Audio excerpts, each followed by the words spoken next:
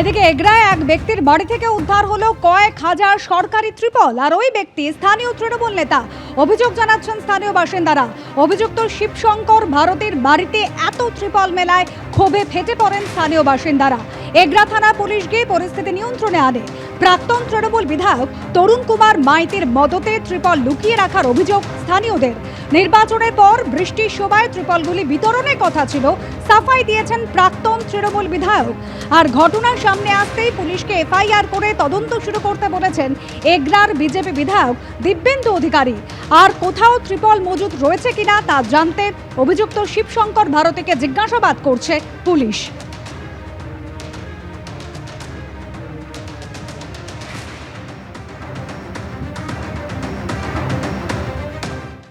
তিনি তৃণমূলের সাংসদ। সেই কাকলি ঘোষ দস্তিদারই মঙ্গলবার অংশ নিলেন মুখ্যমন্ত্রী শুভেন্দু অধিকারীর ডাকা প্রশাসনিক বৈঠকে। কেমন অভিজ্ঞতা হলো? উত্তরে তিনি বললেন, অতি উত্তম। তৃণমূলকে কি আরও অস্বস্তিতে ফেললেন কাকলি? উঠছে সেই প্রশ্নটাই।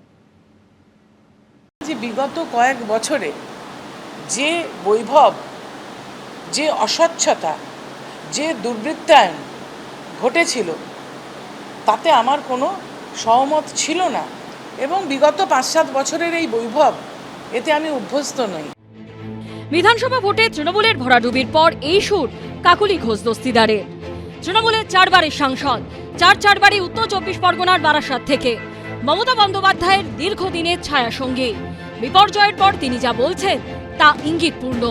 প্রশ্ন উঠছে, কাকলি ঘোষ দস্তিদারের নিশানায় কে? কখনো সোশ্যাল মিডিয়ায় সরব হচ্ছেন, কখনো সাংবাদিক বৈঠকে।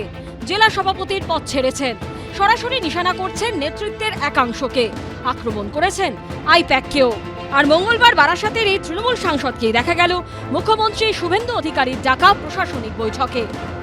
আজকে বক্তৃতা করলেন, কোঅপারেশন করলেন, যার সময় হ্যান্ডশেক করলেন, বলে এই প্রথমবার একটা ভালো মিটিং হলো। আমি এর আগে অনেক মিটিংয়ে যোগদান করেছি, বলতেই দেয় না। প্রশাসনটা সবার, প্রশাসনিক বৈঠকে চিরকালই আমরা আসি। প্রশাসন সবার, প্রশাসনটা সবার, প্রশাসনটা কোনো দলীয় কর্মসূচি নয়। এদিন কল্যাণীর প্রশাসনিক বৈঠকে 6 জন তৃণমূল বিধায়কের পাশাপাশি একমাত্র তৃণমূল সাংসদ হিসেবে উপস্থিত ছিলেন কাকলি ঘোষ দস্তিদার। মুখ্যমন্ত্রী পৌঁছানোর আগেই সেখানে তিনি চলে আসেন। প্রথমে তিনি মঞ্চের নিচে চেয়ারে বসেছিলেন, কিন্তু শুভেন্দু অধিকারীর নির্দেশে তাকে মঞ্চে ডেকে নেওয়া হয়। পরে তিনি বক্তব্যও রাখেন, তুলে ধরেন এলাকার সমস্যার কথা। আমাদের এলাকার ডেভেলপমেন্ট নিয়েই বলেছি। আমাকে ডাকা হয়েছে, ডিস্ট্রিক্ট ম্যাজিস্ট্রেট আমায় বলেছেন, আমি গিয়েছি। মুখ্যমন্ত্রী শুভেন্দু অধিকারীর এই প্রথম আপনি মুখোমুখি হলেন, এবং আপনি দীর্ঘদিন রাজনীতির আগিনায় আছেন। সব মিলে তার প্রশাসনিক বৈঠক, তার বক্তব্য, সব মিলে আপনার প্রথম দিনের অভিব্যক্তি কি? অতি উত্তম। কিন্তু বিরোধী দলের সাংসদ হিসেবে একমাত্র কাকলি ঘোষ দস্তিদারকেই কেন আমন্ত্রণ জানানো হলো? আমি প্রথম দিন থেকেই বলেছিলাম, প্রশাসনিক মিটিংয়ে আমরা সব এমএলএদের ডাকবো, আর বিশেষ বিশেষ এমপিদের ডাকবো। আজকে বিশেষ বিশেষ এমপিদের মধ্যে বারাসাতের এমপিকে আমরা বিশেষভাবে ডেকেছিলাম, এসছেন উনি। প্রশাসনিক বৈঠকে শাসক বিরোধী উপস্থিত থাকা অন্য রাজ্যে স্বাভাবিক ছবি হলেও এ রাজ্যে নয়। গত 15 বছর তৃণমূল আমলে বিরোধী জনপ্রতিনিধিদের না ডাকা নিয়ে বারবার প্রশ্ন উঠেছে। এখন প্রশ্ন হলো, মুখ্যমন্ত্রীর প্রশাসনিক বৈঠকে তৃণমূল সাংসদ কাকলি ঘোষ দস্তিদারের উপস্থিতি কি বিশেষ কোনো ইঙ্গিত? তৃণমূলের দুশ্চিন্তা কি আরও বাড়তে চলেছে? উজ্জ্বল মুখোপাধ্যায়ের রিপোর্ট, এবিপি আনন্দ। মঙ্গলবার মুখ্যমন্ত্রী শুভেন্দু অধিকারীর ডাকা প্রশাসনিক বৈঠকে আমন্ত্রণ জানানো হয়েছিল তৃণমূলের বিধায়ক সাংসদদের। বৈঠকে যোগ দিলেন তৃণমূল সাংসদ কাকলি ঘোষ দস্তিদার সহ 6 জন তৃণমূল বিধায়ক। মুখ্যমন্ত্রীর এই পদক্ষেপের ভূয়সী প্রশংসা করেছেন তৃণমূল বিধায়ক ঋতব্রত বন্দ্যোপাধ্যায়। রাজ্যে ক্ষমতার পালাবদলে বদলে গেল প্রশাসনিক বৈঠকের ছবিটাও। যা তৃণমূল আমলে দেখা যায়নি, তা দেখা গেল বিজেপির আমলে। মমতা বন্দ্যোপাধ্যায়ের ডাকা প্রশাসনিক বৈঠকে কেন বিরোধী দলের জনপ্রতিনিধিদের ডাকা হয় না, এই প্রশ্ন বারবার উঠছে। এটুকু রাজনৈতিক সৌজন্য দেখাতে কোথায় বাধে, তা নিয়ে প্রশ্ন উঠেছে। এই প্রেক্ষাপটে পরিবর্তনের পশ্চিমবঙ্গে দেখা গেল অভাবনীয় ছবি।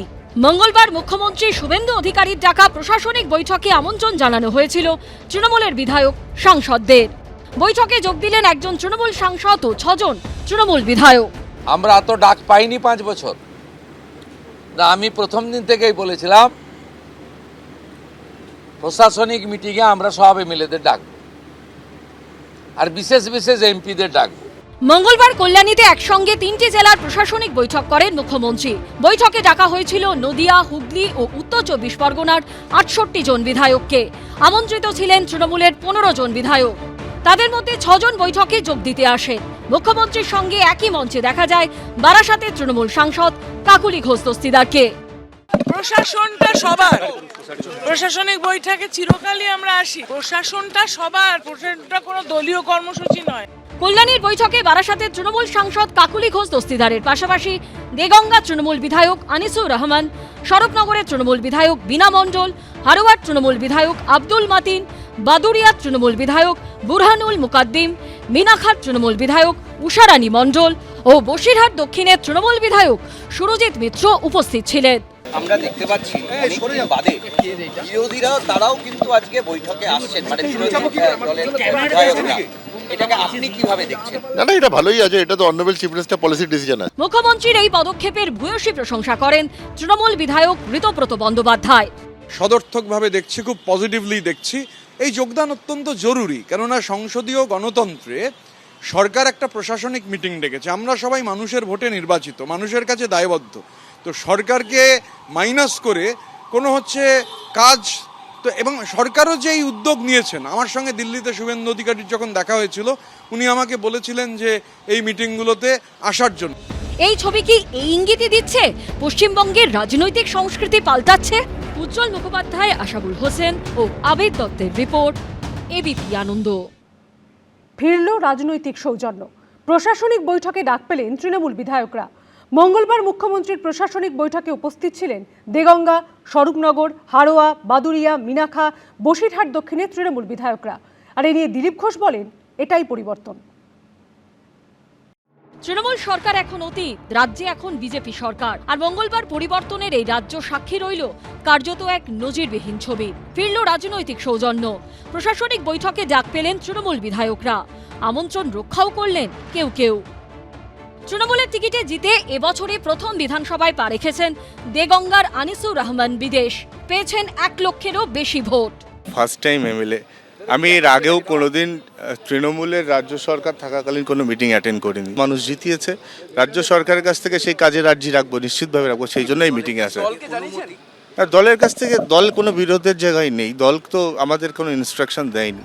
স্বরূপনগর থেকে 94,000-এর বেশি ভোট পেয়ে তৃণমূলের টিকিটে নির্বাচিত বিধায়ক বীণা মণ্ডল এবং হারোয়া থেকে 1,17,000-এর বেশি ভোট পাওয়া আব্দুল মাতিনের পাশাপাশি মুখ্যমন্ত্রীর প্রশাসনিক বৈঠকে যোগ দেন বাদুড়িয়া তৃণমূল বিধায়ক বুরহানুল মুকাদ্দিমও। এলাকার কাজটা তো করতে হবে, তার জন্যই এসেছি, এলাকার উন্নয়নের স্বার্থেই এসেছি। এর ডাইরেকশন দিয়েছে, ডেভেলপমেন্ট কিভাবে হবে আমরা সব কথাবার্তা বলেছি। বিরোধী হিসেবে কজন ছিলেন আপনারা? যারা ডাকতে এসেছেন মোরাললেস এসেছে। এটা ডেভেলপমেন্টের ব্যাপারে এখানে দলের অনুমতি কি, তো রাজ্যের মুখ্যমন্ত্রী সবারই মুখ্যমন্ত্রী ডেকেছেন, ডেভেলপমেন্টের ব্যাপারে তো আমাদের আসতেই হবে। অন্যান্য রাজ্যে নিয়মিত দেখা গেলেও পশ্চিমবঙ্গের রাজনীতিতে এই ছবি নজিরবিহীন। ভালো দিন আসছে, নতুন ধরনের রাজনীতি আমরা করতে চাইছি, পরিবর্তন এটাই। সেখানে কিছু আলাদা হওয়া উচিত। তারা তো কোনোদিন এটা বুঝলেন না যে সরকার সবার উন্নয়ন সবার জন্য হোক, সবাই বলার সুযোগ পাক। আমরা সেই সুযোগটা দিচ্ছি, আমরা সেই ধরনের রাজনীতি করি। প্রশাসনিক বৈঠকে উপস্থিত সব দলের জনপ্রতিনিধি। এই ছবি কি নিয়মিত দেখা যাবে? উজ্জ্বল মুখোপাধ্যায়, দীপক ঘোষ ও আশাবুল হোসেনের রিপোর্ট, এবিপি আনন্দ। এবিপি আনন্দ, এগিয়ে থাকে, এগিয়ে রাখে।